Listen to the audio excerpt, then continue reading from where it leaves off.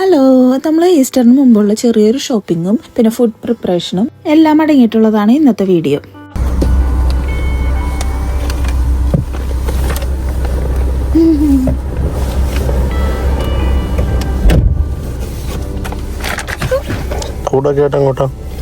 Super മാർക്കറ്റിൽ പോകണം ഈസ്റ്ററിന്റെ സാധനങ്ങൾ വാങ്ങിക്കാനായിട്ട്. ഈസ്റ്ററാണ് നാളെ. അപ്പോൾ ഈസ്റ്ററാണെന്ന് എല്ലാവർക്കും അറിയാം. അപ്പം നമുക്ക് സമയം ഉണ്ടാവില്ലല്ലോ. നാളെ എല്ലാം കൂടി ചെയ്യാനായിട്ട് പള്ളിയിൽ പോകണം, വന്നിട്ട് ഫുഡൊക്കെ ഉണ്ടാക്കാനായിട്ട്. അപ്പം ഇന്ന് എല്ലാം ഉണ്ടാക്കി സെറ്റ് ചെയ്ത് വെക്കാമെന്ന് വിചാരിച്ചു. അപ്പം ഇന്ന് സാധനങ്ങൾ വാങ്ങിക്കാനായിട്ട് സൂപ്പർ മാർക്കറ്റിൽ പോകണം.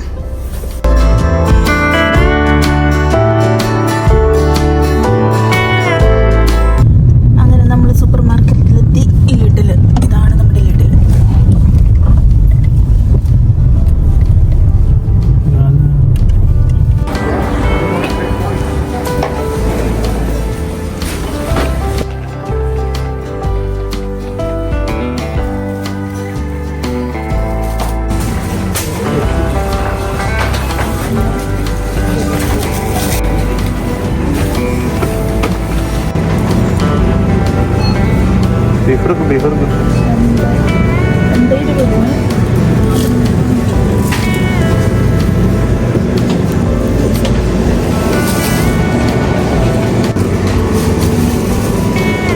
ചിക്കനോ? Chicken rice. ഇത് മോഹൻലാൽ ചിക്കൻ വയ്ക്കാൻ വേണ്ടിയിട്ട് മോഹൻലാലിൻ്റെ റെസിപ്പി.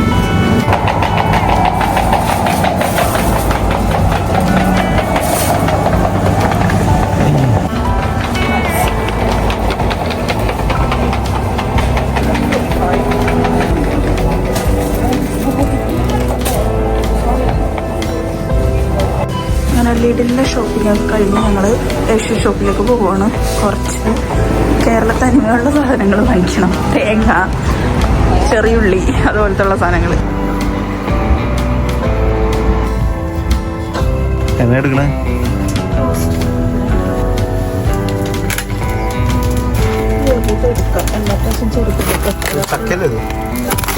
ചക്ക ഫ്രോസൺ ചെയ്ത് കിട്ടും.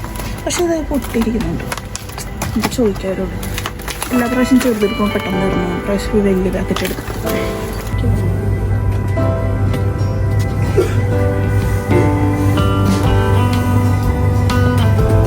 പലഹാരങ്ങൾ എന്തെങ്കിലും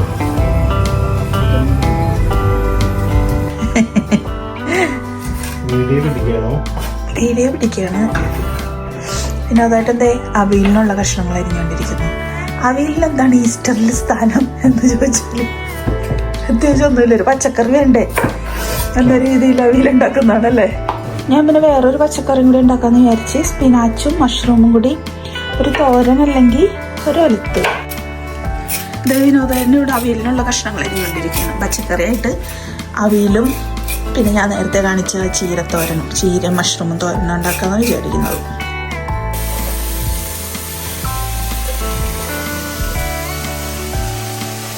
ചീര മഷ്റൂം ഇട്ടപ്പോൾ തന്നെ ഒരു ചട്ടി നിറഞ്ഞ്. പക്ഷെ ഒരു 2-3 മിനിറ്റ് കഴിയുമ്പോൾ നോക്കിക്കോട്ടാ, ഇത് ഭയങ്കര കുഞ്ഞിപ്പീക്കിട്ടായി പോകും.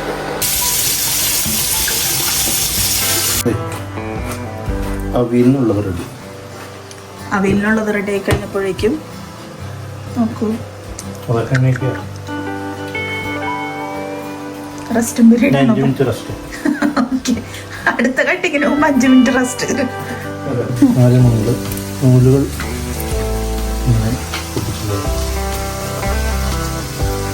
എന്തിനാണല്ലോ ഒരു ഈ നൂലിങ്ങനെ കിട്ടുന്നത്? എനിക്കിപ്പോഴും മനസ്സിലാവാത്തൊരു കാര്യം.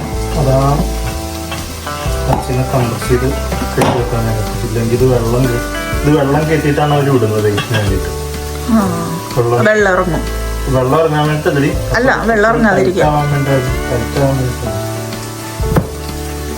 നാട്ടില് വേർച്ചവും മരിച്ചിട്ടുണ്ട്. വാങ്ങിച്ചിട്ടില്ല. പക്ഷെ അപ്പച്ചൻ വാങ്ങിച്ചുകൊണ്ടായിരുന്നത് കണ്ടിട്ടുണ്ട്. 1 കിലോ ഇറച്ചി 1/2 കിലോ ഇറച്ചിയൊക്കെ ഒരു കവറിലിട്ടിട്ട്.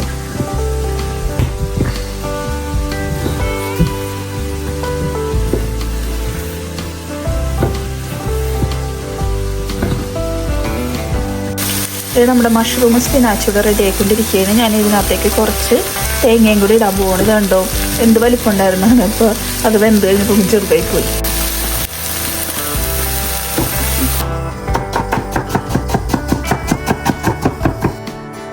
മീന് ഇവിടെ ഇതിനകത്ത് വെള്ളം ഇട്ട് വെക്കുന്നത്. കുറച്ച് ഉള്ളിലൊക്കെ വെച്ച് പൊടിച്ചാൽ മതി.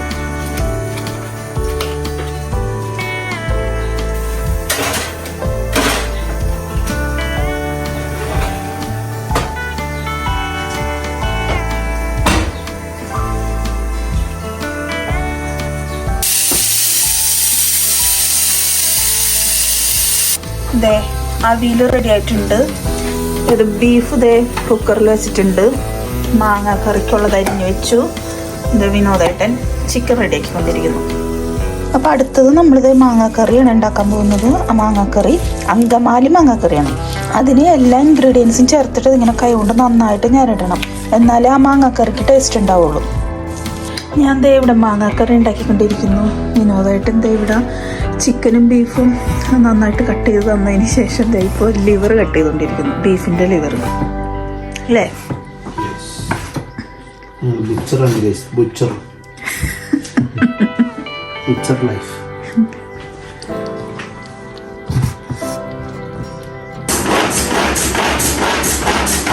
ഇത് ബീഫും ഇവിടെ റെഡി ആയിക്കൊണ്ടിരിക്കുകയാണ്. വിനോദേട്ടൻ ഉണ്ടായിരുന്നുകൊണ്ടാണ് പെട്ടെന്ന് കുക്കിംഗ് കഴിഞ്ഞു. വിനോദേട്ടൻ എല്ലാം അരിഞ്ഞു തന്നു, ക്ലീൻ ചെയ്തു. പാത്രം എനിക്ക് കുക്ക് ചെയ്യാൻ മാത്രം ചെയ്യേണ്ടി വന്നുള്ളൂ. അതുകൊണ്ട് തന്നെ പെട്ടെന്ന് തന്നെ കഴിഞ്ഞു. 2-3 മണിക്കൂർ കൊണ്ട് എല്ലാം പെട്ടെന്ന് തീർന്നു.